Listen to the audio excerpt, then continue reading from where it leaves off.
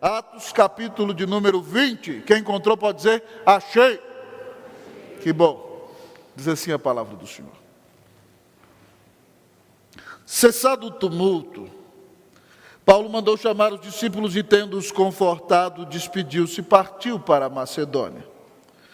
Havendo atravessado aquelas terras, fortalecendo os discípulos com muitas exortações, dirigiu-se para a Grécia, onde se demorou 3 meses. Tendo havido uma conspiração por parte dos judeus contra ele, quando estava para embarcar rumo à Síria, determinou voltar pela Macedônia. Acompanharam-no até a Ásia, Sópatro de Bereia, filho de Pirro, Aristarco e Secundo de Tessalônica, Gaio de Derbe e Timóteo, bem como Tíquico e Trófimo da Ásia. Estes nos precederam, esperando-nos em Troade.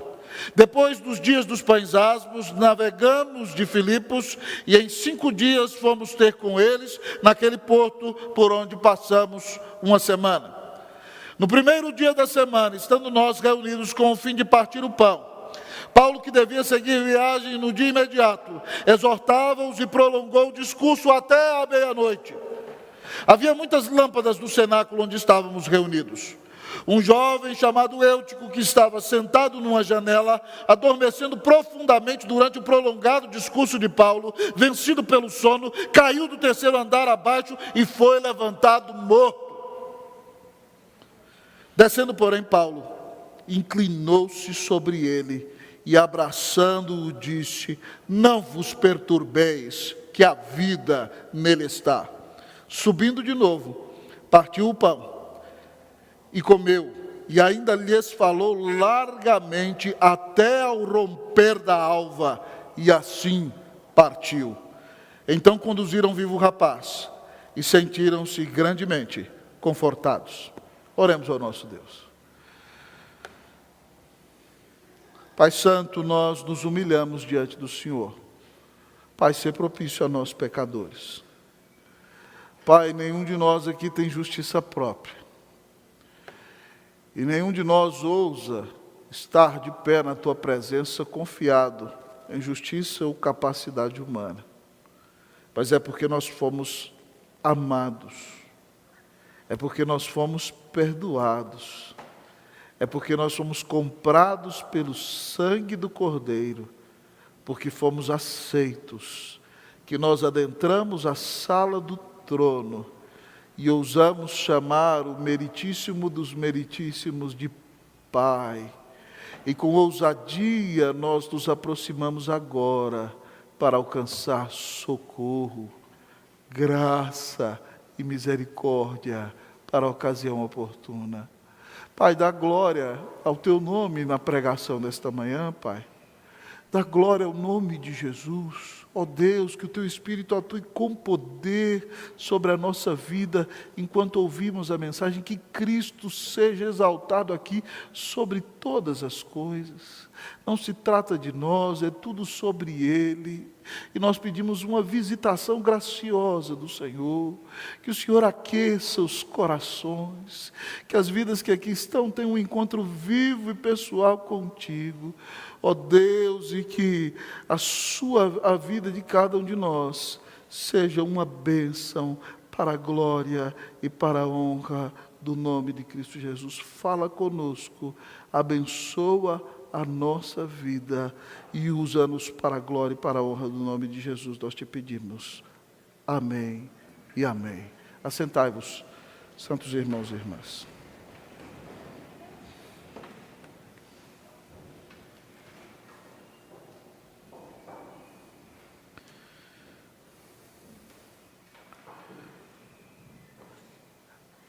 Há uma semana e meia atrás, amados irmãos e irmãs, nós estávamos ali na Igreja Presbiteriana da Lapa, no sepultamento do nosso querido reverendo George Alberto Canelhas.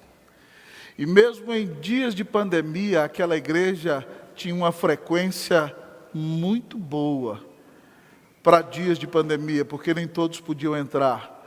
Havia no púlpito mais de 10 pastores. Reverendo Cláudio, que está aqui, um dos filhos na fé do pastor, trouxe a palavra. Nós tivemos um momento de grande quebrantamento.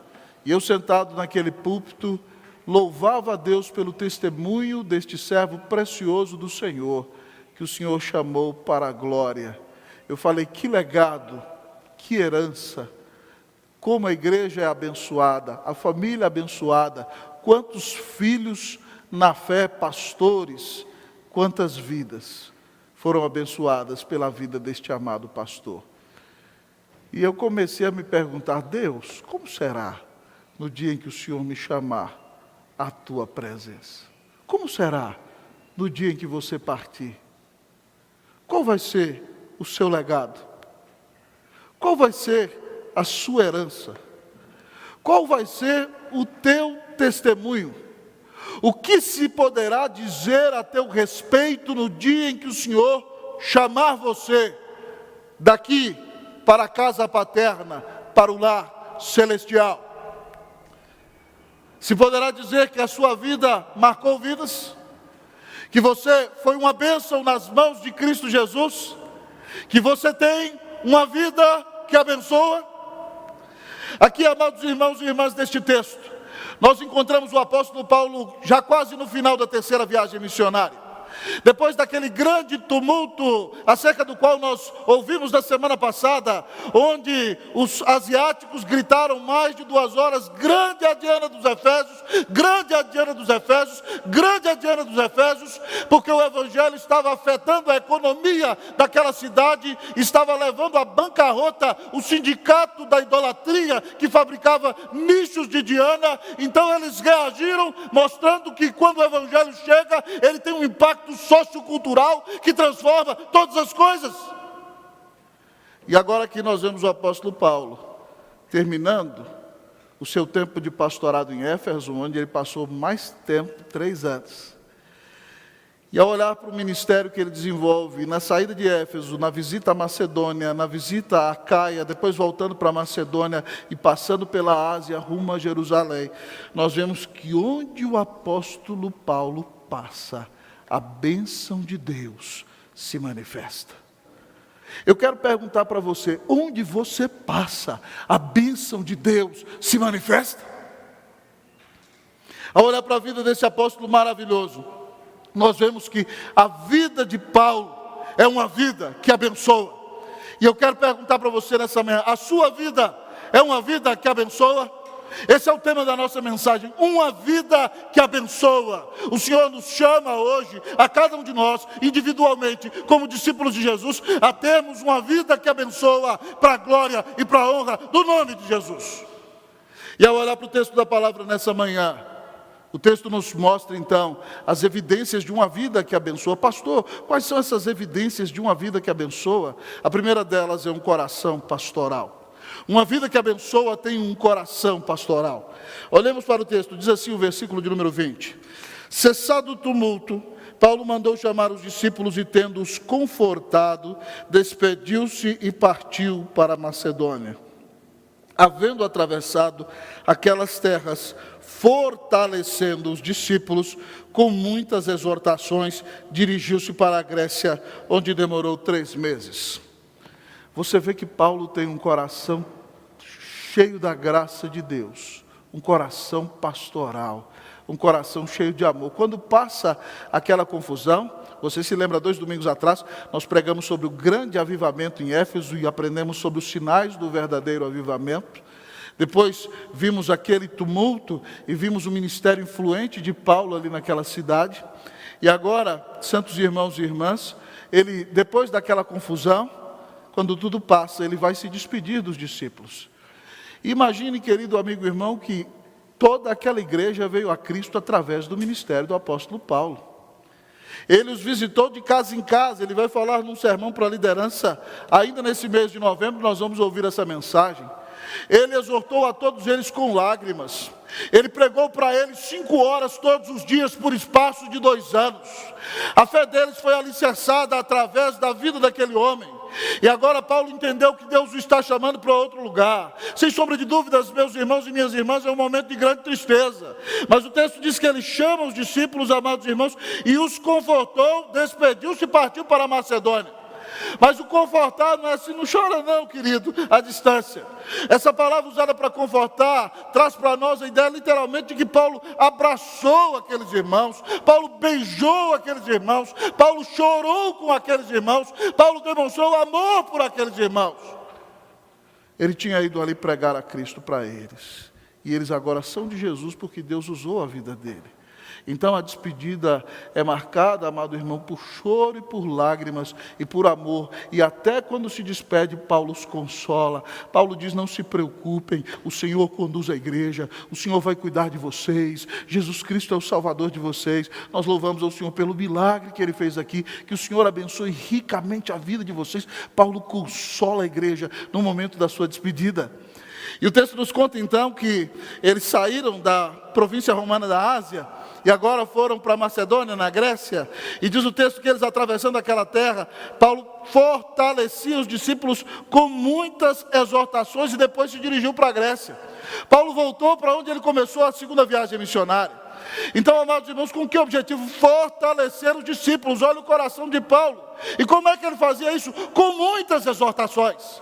Paulo abria a palavra e pregava. E a palavra usada para exortação no grego aqui não significa repreensão, mas significa mais do que isso, significa motivação, significa estímulo, significa consolo. Significa que Paulo pregava para aquelas igrejas como se estivesse se colocando ao lado delas e dizia a eles, coragem, a vida cristã é difícil, nós passamos por grande luta, a caminhada não é fácil, mas o Senhor está no barco, Ele está nos conduzindo para a glória, Ele nos sustenta, coloquem os olhos de vocês em Jesus. Paulo fortalecia a fé dos discípulos. Ele visitou a igreja de Filipos, de Tessalônica e de Bereia, pregando a palavra com coração pastoral, para fortalecer aquela igreja e animar os irmãos. Ele não dizia assim, já passei aqui, não tem nem que voltar a esse lugar, na segunda viagem missionária. Não, ele ama as igrejas e ele volta pregando, fortalecendo, animando e abençoando o coração do povo. E por causa disso, ele também foi para a Grécia e passou 3 meses em Corinto. Irmãos e irmãs, com quem o apóstolo Paulo aprendeu a ter esse coração pastoral? Foi com o Senhor Jesus, que o discipulou, que o transformou, que abençoou a sua vida. O Senhor Jesus, quando esteve em nosso meio, lá em Mateus capítulo 9, Mateus resume o ministério do Senhor Jesus na Galileia. E Mateus diz que ele ia por aquelas cidades e aldeias, ensinando nas sinagogas deles. Ele chegava no Shabá, abria a Bíblia e expunha o texto e se mostrava como o centro das Escrituras. Ele pregava o Evangelho do Reino, ele pregava para as multidões nos lugares abertos. Ele curava toda sorte de doença e enfermidade no meio do povo. E diz a Bíblia que o Senhor Jesus, vendo aquelas multidões, se compadeceu delas, sentiu a dor delas, o seu estômago deu voltas. Por quê? Porque elas estavam aflitas e exaustas como ovelhas que não tinham pastor. Então ele disse aos seus discípulos, a seara é grande, os trabalhadores são poucos. Rogai ao Senhor da seara, para que envie trabalhadores à sua seara. O Senhor Jesus, quando desenvolveu o seu ministério, sentia a dor das ovelhas oprimidas e sofridas. E se nós queremos ter uma vida que abençoa, nós temos que pedir a Deus que dê a cada um de nós um coração pastoral. Um coração pastoral, amado irmão, é um coração que foi pastoreado por Deus. É um coração que entendeu o amor de Deus e porque foi impactado com o amor de Deus, não guarda este amor somente para si mesmo, mas ama aqueles que Deus lhe confiou, a ponto de ministrar a sua vida. Não foi isso que Jesus nos disse lá em João 13, 34 e 35? Novo mandamento vos dou, que vos ameis uns aos outros, assim como eu vos amei, que vos ameis uns aos outros. Nisto conhecerão aqueles que são meus discípulos, em vos amardes uns aos outros. Quando nós, amados irmãos, amamos as pessoas que nos foram confiadas, nós vamos ser um instrumento de Deus para consolar, para fortalecer, para abençoar, para estimular, para animar-lhes na caminhada cristã. Se você quer ter uma vida que abençoa, diga: Senhor, dá-me um coração pastoral, como tinha o Senhor Jesus. Uma vida que abençoa, em primeiro lugar, tem um coração pastoral. Você tem tido uma vida que abençoa? Você se preocupa com as pessoas? Você pensa em ser uma bênção onde Deus te colocou? Ou você só vive olhando para o seu próprio umbigo? Você só está preocupado com o seu eu. Que Deus tenha misericórdia de nós. Que Deus faça de nós uma bênção e nos dê um coração pastoral que consola, que edifica, que abençoa, não só nossos irmãos em Cristo, mas todos aqueles que estão ao nosso redor. Uma vida que abençoa tem um coração pastoral. Mas talvez você me pergunte nessa manhã: amado pastor, qual uma outra evidência de uma vida que abençoa? Em segundo lugar, a segunda evidência de uma vida que abençoa é uma atitude resiliente. Uma vida que abençoa tem uma atitude resiliente. Olhemos, irmãos, para o versículo de número 3. O versículo diz assim: onde se demorou 3 meses, falando da Grécia aqui, principalmente a Caia. Paulo ficou em Corinto, onde plantou uma grande igreja. Tendo havido uma conspiração por parte dos judeus contra ele, quando estava para embarcar rumo à Síria, determinou voltar pela Macedônia. Paulo tem uma atitude resiliente. Pastor, o que é resiliência? Resiliência, amado irmão, é a capacidade de se readaptar depois, amado irmão, da crise e de grande dificuldade. Depois de um momento de grande pressão, quem tem resiliência é aquele que tem a capacidade de se reorganizar, de se reinventar para a glória de Deus e de se readaptar, mesmo depois da crise. Paulo está em Corinto, ele foi, amados irmãos, à Macedônia para levantar ofertas, para abençoar a igreja de Jerusalém. Ele quer que os judeus deixem de ser soberbos e entendam que são um só corpo com aqueles crentes da Grécia e da província romana da Ásia. Então ele levanta uma grande oferta para ajudar a igreja de Jerusalém, que está passando necessidade, e agora com a sua oferta, então, ele quer embarcar no porto de Cencreia. Mas os judeus, amados irmãos, fazem um grande movimento ali, querendo perseguir, querendo prender Paulo. E provavelmente, irmãos, havia judeus na embarcação em que Paulo se dirigiria a Jerusalém, se dirigiria para a Síria, diz o texto. E se eles estivessem no navio com Paulo, irmãos, Paulo não é nada bobo, eles iam fazer um grande motim e iam querer jogar Paulo no mar. E Paulo sabe que ele não pode ser jogado do barco naquele momento, ele ainda tem muita coisa para fazer. Então o que ele faz, amado irmão? Ele se readapta, ele volta 500 quilômetros atrás, irmão, para embarcar em outro lugar, porque nenhuma dificuldade, nenhuma oposição, nenhum problema vai impedir o servo do Senhor de ser uma bênção nas mãos do Senhor, para a glória do Senhor. Paulo tem uma atitude resiliente. Você, meu irmão, enfrenta uma luta, uma crise, aí já fica: vida, tristeza, azar, pobrezinho de mim, Deus esqueceu de mim. Pare com isso. Jesus deu a vida na cruz por você. Você custou o preço mais caro do universo. O Senhor nos assegurou que nós passaríamos por aflições deste mundo.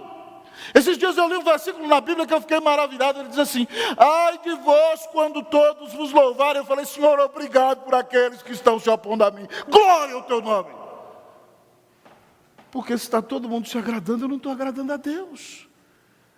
Nós vamos enfrentar aflições, mas nós temos que ter uma atitude resiliente. Houve luta, houve aflição. Senhor, vamos readaptar os planos, vamos te servir, vamos ser uma bênção em tuas mãos, para a glória e para a honra do nome de Jesus. É isso que Paulo faz. E Paulo aprendeu isso com o Senhor Jesus. Você se lembra quando ele plantou a igreja de Corinto? E é interessante que isso aconteça em Corinto. Eu preguei aqui em Atos 18, você se lembra disso? Paulo pregou na sinagoga, houve um grande impacto, o Senhor converteu centenas de pessoas, e os judeus ficaram enciumados e começam a se opor a ele, e o contexto nos dá a ideia que o desânimo assolou o coração de Paulo. Então o Senhor Jesus aparece para ele numa visão e diz: não temas, porque eu estou contigo. fala e não te cales, ninguém ousará fazer-te mal, eu tenho muito povo nessa cidade. E depois da palavra de Jesus, então, ele sai da sinagoga e ele fica ali 1 ano e meio e tem um ministério impactante naquela cidade, para a glória e para a honra do nome de Jesus. Foi difícil, houve perseguição, mas nós não somos dos que retrocedem. Nosso Senhor nos amou e deu sua vida na cruz para nos salvar. Nós precisamos, amados irmãos, entender que nós temos que ter uma atitude resiliente. Então, se você passou por uma grande aflição, você foi perseguido pelos seus amigos, você foi rejeitada, minha querida irmã, você passou por uma grande separação no seu casamento, você foi objeto de uma grande traição, você, querido amigo e irmão, foi rejeitado, mas em nome de Cristo Jesus, tire os olhos das circunstâncias, tire os olhos das pessoas, olhe para o Senhor que te amou e deu a vida na cruz para te salvar. Ele diz: nunca te deixarei, jamais te abandonarei. Coloque os olhos em Cristo e se levante e seja uma bênção e persevere para a glória e para a honra do nome de Jesus. Nós já sabemos, irmãos, a quem pertence a vitória. Nós não somos dos que retrocedem. Que Deus nos dê uma atitude resiliente, em nome de Cristo Jesus. Amém. Diga aí para o seu irmão: coragem. Vira para ele: coragem. Fala para ele aí do lado. Não vai pegar na mão, não. Fala para ele: coragem. Fala para ele. Vamos, fala aí do lado. Vamos. Coragem. Me ajuda a pregar. Deixa de ser medroso. Coragem. Que Deus te abençoe. Em nome de Jesus.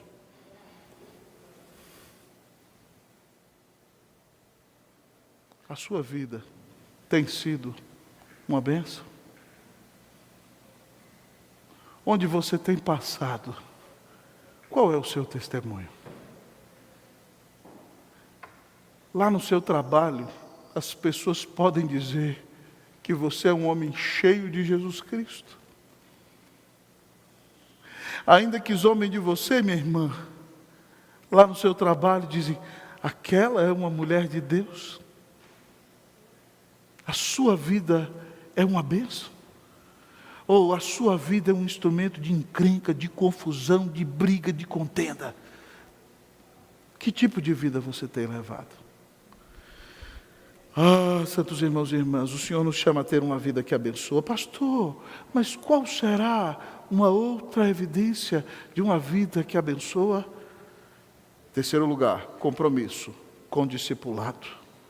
Compromisso com o discipulado. Uma vida que abençoa é uma vida que tem compromisso com o discipulado. Olhemos para o texto, irmãos, versículo de número 4. Diz assim a palavra do Senhor: acompanharam-no até a Ásia Sópatro de Bereia, filho de Pirro, Aristarco e Secundo de Tessalônica, Gaio de Derbe e Timóteo, bem como Tíquico e Trófimo da Ásia. Estes nos precederam, esperando-nos em Troade. Depois dos dias dos pães asmos, navegamos de Filipos e em 5 dias fomos ter com eles naquele porto, onde passamos uma semana. Irmãos, eu fico maravilhado aqui com algo. Você se lembra que Paulo foi convertido subitamente no caminho de Damasco? Você se lembra que ele pregou em Damasco? Mas o Senhor o congelou durante 14 anos, para moê-lo, para quebrá-lo, para ensiná-lo. Você lembra que ele foi para o deserto da Arábia e o próprio Senhor Jesus ensinou para ele a teologia das Escrituras. E depois de 14 anos de convertido somente, antes disso Paulo passou em Jerusalém, queria pregar lá, achou que teria um ministério glorioso, e o Senhor fez com que os próprios irmãos da igreja o levassem para fora de Jerusalém, para quebrantá-lo. Depois de 14 anos, depois, amado irmão, de conversão, Barnabé, quando Paulo está em Tarso da Cilícia, Barnabé o leva para ser pastor em Antioquia. E eles fazem um pastorado espetacular ali. Naquele lugar, Paulo era pastor auxiliar. Mas provavelmente Lucas se converteu em Antioquia quando Paulo era pastor ali. E depois o Espírito Santo chama Paulo e Barnabé e eles vão para a primeira viagem missionária. Agora Paulo toma a liderança, porque na obra missionária a liderança de Paulo, mais aguerrida, mais confrontadora, tem o perfil para expandir o trabalho do reino de Deus. E a palavra do Senhor nos diz então, amados irmãos, que eles realizam a primeira viagem missionária. Depois do final da primeira viagem missionária, voltam a Antioquia, há um desentendimento. Barnabé vai para Chipre cuidar de João Marcos. Paulo forma uma nova equipe e vai para a segunda viagem missionária. Essa segunda viagem missionária, a primeira foi na região da Frígia e da Galácia. A segunda viagem, amado irmão, passa na Grécia, na Macedônia e na Acaia. E na terceira viagem missionária, Paulo vai para a Ásia, a província romana da Ásia, onde está Éfeso. E agora, quando você olha comigo nesse texto, você vê aqui alguns irmãos com Paulo. Diz aqui, olha, está Sópatro de Bereia, filho de Pirro, Aristarco, Secundo de Tessalônica, Gaio de Derbe, Timóteo, Tíquico, Trófimo e Lucas fala assim, estes nos precederam. Também está Lucas. E alguns desses irmãos, o que me impressiona, eles estão acompanhando Paulo. Alguns comentaristas dizem que eles estão acompanhando Paulo porque Paulo está com muito dinheiro para Jerusalém e precisa de uma escolta. Eu acredito que não seja só por isso. Nenhum deles aqui estava levando arma ou era uma escolta armada para Paulo. Eles estão indo com Paulo, sim, mas eles fazem parte do ministério de Paulo. E Paulo, onde vai, forma discípulos. E se você olhar comigo aqui, esses irmãos representam cada parte da história do ministério de Paulo. Olha aí, olha, Sópatro, filho de Pirro, é de Bereia, segunda viagem missionária. Com ele, Aristarco e Secundo de Tessalônica, segunda viagem missionária. Gaio de Derbe, primeira viagem missionária. E Timóteo, amado irmão, entrou na segunda viagem missionária, mas é de Listra e Derbe, onde Paulo fez a primeira viagem missionária. E aí então você olha aqui comigo, acompanhando no texto, você vê ele falando de Tíquico e Trófimo, que são da Ásia. E aí, Lucas usa aqui a primeira pessoa do plural para dizer que eles esperaram a Paulo e Lucas lá em Troade, precederam antes dos dias dos pães asmos e se encontraram com Paulo em Troade. E Lucas se coloca no texto, e Lucas é fruto do ministério lá em Antioquia da Síria. Então, na equipe de Paulo, você vê gente que faz parte de toda a história do seu ministério. Isso significa que o ministério de Paulo é um ministério no qual ele prepara discípulos. Ele prepara pregadores, presbíteros, diáconos, líderes para conduzir a igreja de Cristo Jesus. É isso que ele diz a Timóteo na sua última carta, 2 Timóteo 2:2. Ele diz a Timóteo, amado irmão, e o que de minha parte ouviste através de muitas testemunhas, diz-o também a outros homens fiéis e idôneos, para que transmitam a outros. E aí transmitiram a outros, e estamos nós aqui. É importante, irmãos, que nós nos comprometamos com o discipulado. Eu quero perguntar para você, você tem 10 anos de crente? 20 anos de crente? Quem você já discipulou? Quem conheceu a Cristo estudando a Bíblia com você? Quem amadureceu na fé porque começou a ler a Bíblia com você, ou orar com você? Quem caminhou com você e viu Jesus na sua vida? Nós precisamos, irmãos, entender que a missão de fazer discípulos não é só do pastor da igreja, não é só dos presbíteros, não é só dos diáconos, é de cada um de nós, como membro do corpo de Cristo. Isso que Paulo faz aqui é a mesma coisa que Jesus fazia. Lucas 8:1 nos conta que Jesus ia de cidade em cidade, de aldeia em aldeia, pregando o evangelho do reino, e os 12 iam com ele. Discipulado, irmão, é compartilhar de vida. As pessoas aprendem vendo a nossa fé e como nós vivemos a nossa fé em Jesus. É quando nós comemos juntos, é quando nós fazemos uma visita, é quando nós oramos, é quando nós nos divertimos juntos, é ver Cristo na minha vida diária, ver o Evangelho na minha carne e nos meus ossos. Eu e você temos o dever de fazer discípulos. Quais discípulos você pode apresentar para o Senhor, depois de tantos anos de caminhada com Ele? O ano que vem eu vou estudar com vocês aqui, com algum grupo de líderes, um livro maravilhoso. Já pode ir comprando. O nome do livro é de Discipulando com a Bíblia. de David Helm, da editora Fiel. Ele ensina você a convidar uma pessoa para ler a Bíblia com ela. E não com uma atitude professoral, mas você vai com a atitude, vamos aprender a Bíblia juntos? E você marca uma vez por semana e senta com aquela pessoa e lê um capítulo ou uma parte da Bíblia e faz perguntas para o texto. E aí você não precisa se preocupar, porque não é você quem vai converter a pessoa, é o Espírito Santo por meio da palavra. A palavra sozinha converte vidas. Reverendo Miguel Riso, que pregou nesse púlpito aqui muitos anos, tem um livro Sozinha, que fala do poder das Escrituras e como igrejas começaram no Brasil por meio de pessoas que liam a Bíblia e eram convertidas pelo Senhor. Então, se você convidar alguém para ler a Bíblia com essa pessoa, uma vez por semana, durante 2 meses, o Espírito Santo pode fazer soberanamente tudo aquilo que Ele quiser. Basta você se colocar nas mãos do Senhor. Então, eu quero fazer um desafio prático para você. Ore a Deus, daqui até o fim de dezembro, e fala assim: Senhor, me dá alguém para eu discipular no ano que vem. Me dá alguém para eu sentar com essa pessoa. Eu vou conversar com ela e a partir de fevereiro nós vamos sentar uma vez por semana e ler a tua Bíblia e orar para que essa pessoa conheça Jesus. Peça isso ao Senhor. Depois de um sermão nós temos que tomar decisões práticas, irmãos. Não adianta falar: a palavra esquentou meu coração, o pastor Rosta grita demais, mas valeu a pena. Não. Não adianta. Você tem que sair daqui com uma decisão prática. Que Deus nos dê compromisso com o discipulado. Amém, meu irmão? Amém, minha irmã? Quem é que você vai discipular? Quem vem na sua cabeça aí? Que Deus te dê a bênção de colocar essa vida. Então, já passe 2 meses orando por uma pessoa. E o ano que vem, peça a Deus que te dê a bênção de discipular alguém. Eu quero dizer para você o seguinte, que a hora que você começar, você não vai conseguir mais parar. Que Deus faça de nós pessoas comprometidas com o discipulado. Em nome de Jesus, amém. Você tem uma vida que abençoa?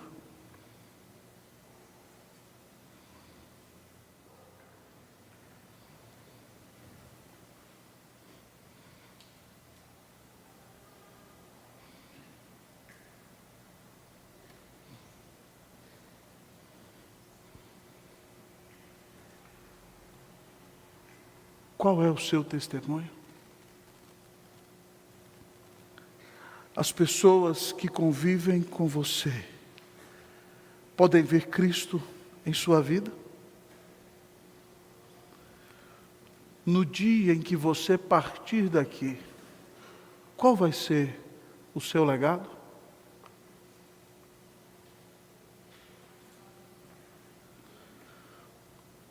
Uma vida que abençoa, santos irmãos e irmãs, como vimos no texto, tem um coração pastoral. Uma vida que abençoa tem uma atitude resiliente. Uma vida que abençoa tem compromisso com o discipulado. Pastor, há mais alguma característica de uma vida que abençoa? Sim, meus irmãos. Uma vida que abençoa tem compromisso com a pregação. Uma vida que abençoa tem compromisso com a pregação. Deus não fala somente em 3 pontos, então anote o 4º aí com muita alegria. Uma vida que abençoa. Qual é a evidência de uma vida que abençoa, pastor? Compromisso com a pregação. Paulo é pregador, é apóstolo, é mestre, é evangelista, é pastor. Domingo, o que é que os crentes fazem? Eles vão para a igreja. Chegou o horário do culto à noite ali em Troade. Era dia de Santa Ceia. O texto diz que eles estavam reunidos para partir o pão. Se você olhar bem aqui, o versículo 7. No primeiro dia da semana, dia do Senhor, estando nós reunidos com o fim de partir o pão, dia de Santa Ceia, Paulo, que devia seguir viagem no dia imediato, exortava-os e prolongou o discurso até meia-noite. O culto começou às 8 horas, provavelmente. Paulo pregou até meia-noite. Oh, Oh, meu Deus, os crentes água com açúcar de hoje, se fosse ouvir o sermão de Paulo de 4 horas, misericórdia! O que será que aconteceria? Mas pastor, o que é isso? Paulo está empolgado demais, 4 horas é muito tempo. Eu falei, é muito tempo mesmo, irmão. Mas não é todo dia que você tem o reverendo Paulo de Tarso pregando na sua igreja, não é verdade? Então Paulo subiu ali no cenáculo, e aí o texto nos conta que ele podia pregar tanto tempo, porque aquele cenáculo era iluminado. É por isso que aqui na Unida nós trocamos as luzes há algum tempo atrás, porque à noite nossa igreja ficava numa penumbra, e eu vi alguns irmãos chamados a serem discípulos de Eutico, né? E assim entrando no culto logo querendo dormir, e aí Deus nos deu luz, naquele cenáculo tinha luz. E de repente então, Paulo empolgou. E o cenáculo estava tão lotado que naquele dia até na janela sentaram. Aquele dia não precisava de habite, né? Então não tinha as gradezinhas bonitas, uma janela bonita que nem a nossa. Sim, no 3º andar era o cenáculo. Lá está o jovem Eutico, na grande expectativa de ouvir o reverendo Paulo pregar. E Paulo começa a pregar, e a pregação de Paulo, irmão, é Jesus na mente, no coração, na veia. É Jesus o tempo todo, mas é teologia profunda. É uma mensagem com tutano. É para preparar você para viver a vida cristã e ser uma bênção nos dias em que você vive. Então Eutico, irmão, ficou ali na janela e ele foi cansando. E a expressão grega diz que ele foi se abaixando e ele dormiu profundamente, irmão. E aí ele caiu do 3º andar e pá, caiu morto. Eu já vi muita piadinha com esse texto aqui. Primeiro da gente, pastor não prega muito, porque se antes que cair do banco e morrer, o senhor não é o apóstolo Paulo, não pode ressuscitar. Mas também já vi pastor dizendo, não durma no sermão, senão você vai morrer. Mas isso é alegoria, meu querido amigo e irmão.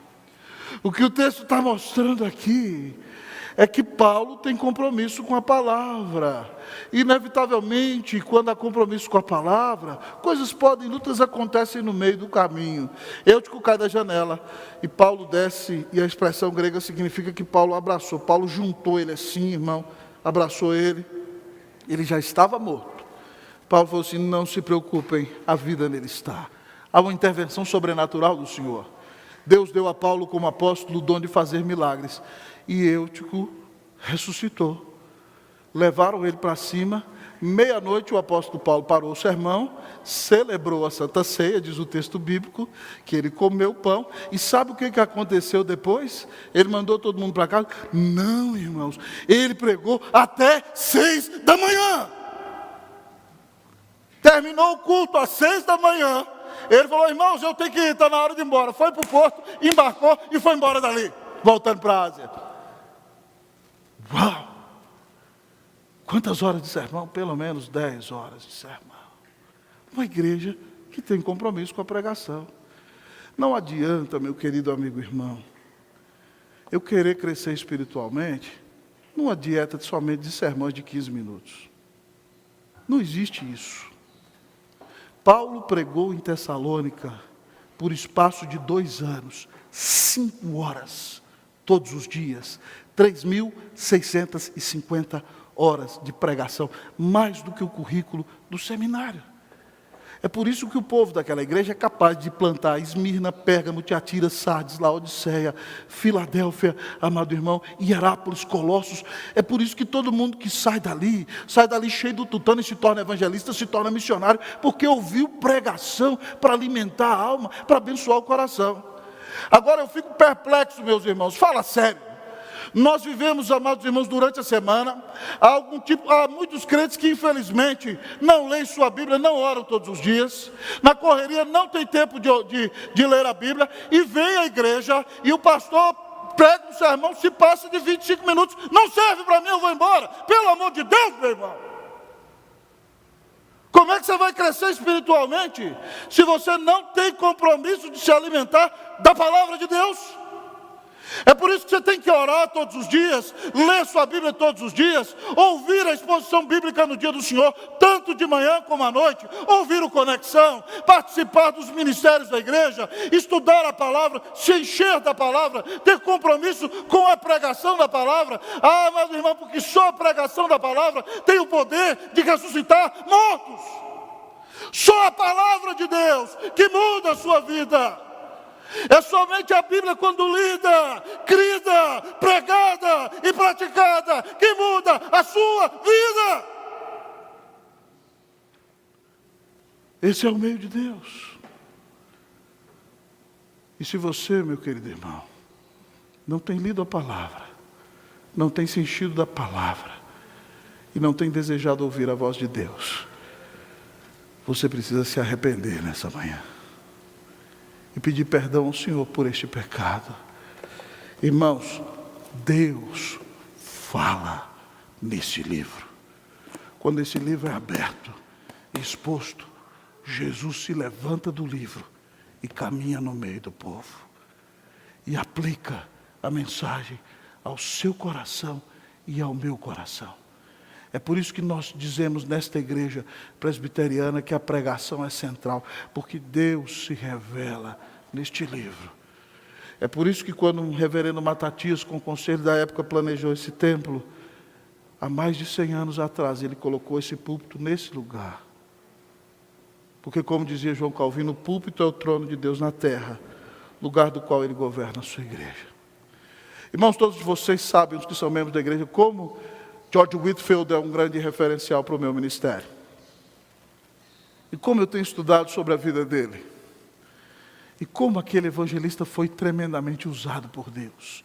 Calvinista como eu e você, no século XVIII, maior pregador do mundo, pregava para 20 mil, 30 mil pessoas. Ele ia para as minas de carvão na Inglaterra, em Bristol, lugar onde as pessoas não tinham acesso à igreja, eram paupérrimas. Ele pregava na corte, pregava para a fina estirpe inglesa, mas ele ia para as minas de carvão e aquelas pessoas choravam, e os seus rostos negros de carvão ficavam marcados, porque o Senhor tocava seus corações e mudava as suas vidas. Certo dia, no ano de 1742, George Whitefield foi pregar na cidade de Cambuslang, na Escócia. E houve um grande despertar espiritual. Ele chegou ali depois do almoço. E aí ele na rua pregava sermões de 1 hora, às vezes até de 2 horas, pregou, amados irmãos, 3 sermões naquele dia. E a multidão não queria ir embora. Então o pastor presbiteriano daquela cidade, o reverendo Alexander McCulloch, subiu na praça e pregou um sermão às 11 horas da noite. E 1 hora da manhã, o povo não queria voltar para casa, o pastor teve que brigar para mandar o povo embora. O povo estava com tanta sede de ouvir sermão que voltaram para casa. No outro dia, no domingo de manhã, se juntaram na praça 30 mil pessoas. Você sabe que a igreja da Escócia era a igreja presbiteriana. E aquele dia era dia de Santa Ceia. E o Whitefield pregou pelo menos 4 vezes no meio daquele culto. Foi um culto que começou às 8h30 da manhã e terminou às 6h30 da tarde. E enquanto ele pregava, os conselhos das igrejas se reuniam, enquanto as pessoas iam convertendo-se ali, eles faziam o exame da pessoa ali, a pessoa fazia a pública profissão de fé, não eram batizados, porque a Escócia era presbiteriana, eles tinham sido batizados na infância. Mas eles faziam a sua pública profissão de fé ali e depois tomavam a Santa Ceia. Eles começaram a ministrar a Santa Ceia naquele dia, 8h30 da manhã, terminaram 6h30 da tarde, dando a Santa Ceia para 30 mil pessoas. E aquelas vidas vieram a Cristo, pelo poder do Evangelho de Jesus. O mesmo Deus que usou Paulo para alcançar milhares, o mesmo Deus que usou Whitefield para alcançar milhares, é o mesmo Deus que pode usar a minha vida e a sua vida. Mas nós temos que ter compromisso com o Senhor e com a sua palavra. Eu amo tanto, irmãos, o ministério de Whitefield. Há 2 semanas atrás eu fiquei muito feliz aqui no dia que nós pregamos sobre os sinais do avivamento, porque nós estávamos pregando e estava chovendo, choveu forte, né? A água batendo ali, de repente, no meio da mensagem, o sol abriu no final da mensagem. Depois, quando todo mundo foi embora, estava nublado de novo. Mas eu lembrei, enquanto pregava, de algo que aconteceu com Whitefield. Ele estava pregando para uma grande multidão, e aí, de repente, a chuva se formou, raios caíam, pá, pá, pá. E ele dizia: vejam esses trovões, se vocês não se arrependerem, os trovões da ira de Deus vão cair sobre vocês, pá, pá. As pessoas desesperadas ali, mas aí de repente no meio do sermão: mas se vocês olharem para Cristo e observarem o seu amor e se arrependerem dos seus pecados, então a graça de Deus cairá sobre a vossa vida e o sol da justiça brilhará sobre vocês. Enquanto ele pregava, irmãos, Deus conspirou com ele e as nuvens abriram os céus e o sol brilhou poderoso. Ele diz: creiam em Jesus e a luz de Deus vai brilhar em vocês e vocês serão convertidos pelo Senhor. Irmãos, aquilo foi maravilhoso, os céus cooperando a favor da mensagem.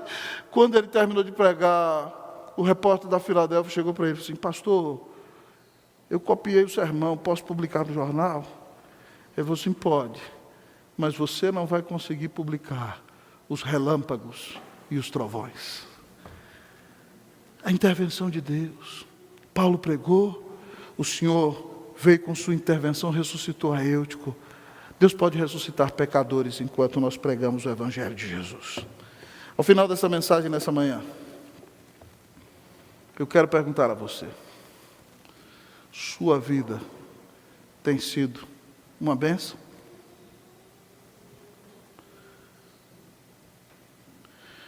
Quem mais nos conhece é nossa esposa, depois de Jesus, obviamente. Nossa vida tem sido uma bênção para o nosso cônjuge. Eu olho para minha esposa ali. Você tem abençoado os seus filhos? Sua vida é uma bênção para aqueles que convivem com você no trabalho?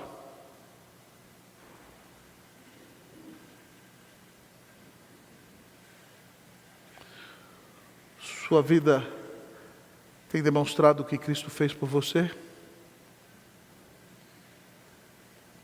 Paulo pôde ter uma vida abençoada, porque ele creu no Senhor, que deu a vida na cruz para pagar os pecados dele e ressuscitou. Se você quer ter uma vida abençoada, a primeira coisa que você precisa fazer nessa manhã é se arrepender da sua vida de pecado e crer que Jesus Cristo é o Filho de Deus, que te amou e morreu na cruz para pagar os teus pecados. Crendo nele, então você vai viver uma vida abençoada, para a glória e para a honra do nome de Jesus, uma vida de quem tem um coração pastoral, de quem tem uma atitude resiliente, de quem está comprometido com o discipulado, de quem está comprometido em ouvir, em compartilhar e pregar a palavra de Deus. Que o Senhor tenha misericórdia de nós. E se a sua vida, meu irmão, tem sido uma tragédia, tem sido uma tristeza, tem sido uma vergonha, nessa manhã o Senhor te dá a possibilidade de confessar os seus pecados. Ele vai te perdoar, Ele vai te purificar e você vai sair daqui e a sua vida vai mudar e você vai ser uma bênção para a glória e para a honra do nome de Jesus. Que o Senhor transforme a tua vida em nome de Jesus. Que a tua vida seja uma vida abençoada. Que quando você partir deste mundo se possa dizer: lá foi um homem que andava com Deus, lá foi uma mulher cheia do Senhor. Que Deus nos dê uma vida abençoada em nome de Jesus. Amém.